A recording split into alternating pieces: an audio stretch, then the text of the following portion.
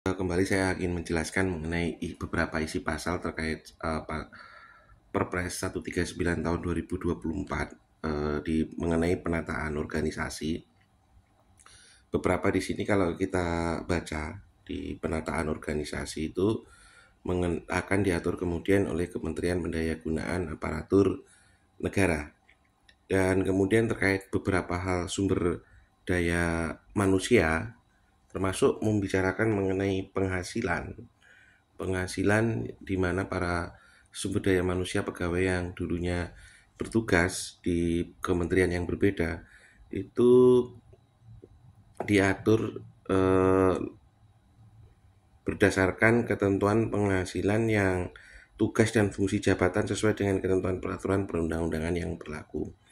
Mengenai penataan organisasi diatur di ketentuan pasal 31 yang kemudian di pasal 32-nya ada ketentuan bab 4-nya ketentuan peralihan ya. Saya membacakan ya sedikit. Seluruh sumber daya manusia yang menduduki jabatan sesuai dengan nomenklatur jabatannya di lingkungan kementerian dan lembaga tetap melaksanakan tugas dan fungsinya sampai dengan diatur kembali berdasarkan peraturan presiden mengenai organisasi dan tata kerja masing-masing kementerian dan lembaga. Kemudian di pasal 33, pelaksanaan tugas dan fungsi kementerian dan lembaga sebagaimana dimaksud dalam peraturan presiden ini menggunakan sumber daya, manusia, aset dan anggaran yang tersedia sesuai tugas dan fungsinya.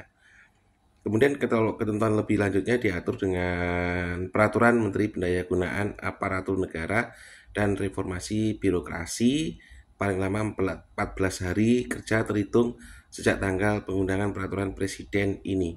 Ketentuan lebih lanjut mengenai pelaksanaan itu diatur oleh Perpres sejak tanggal paling lama hari kerja terhitung sejak ini.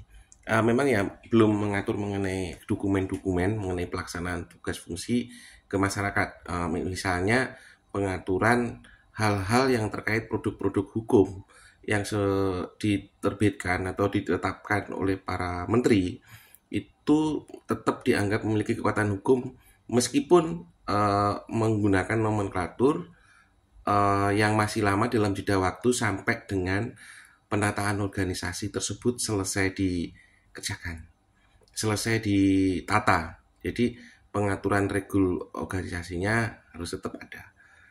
Kita berpikir positif sekali dengan adanya tim-tim yang bertugas yang menangani secara cepat atas proses perubahan ini.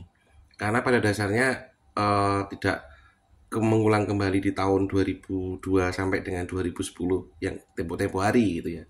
Dari departemen menjadi kementerian itu dokumen-dokumennya masih menggunakan nomenklatur yang lama.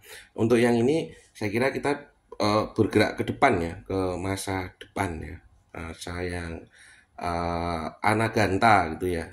Tadi saya lihat ada istilah dari bahasa Sanskerta, maju berpikir ke depan untuk hal yang lebih bagus ya ke belakang sebagai pelajaran dalam hal menata organisasi pemerintahan di Indonesia. Saya kira kita perlu berpikir ke arah situ sehingga hal-hal yang terkait dengan penataan organisasi yang memiliki kekuatan hukum, dokumen dan jangka waktu itu perlu diatur lebih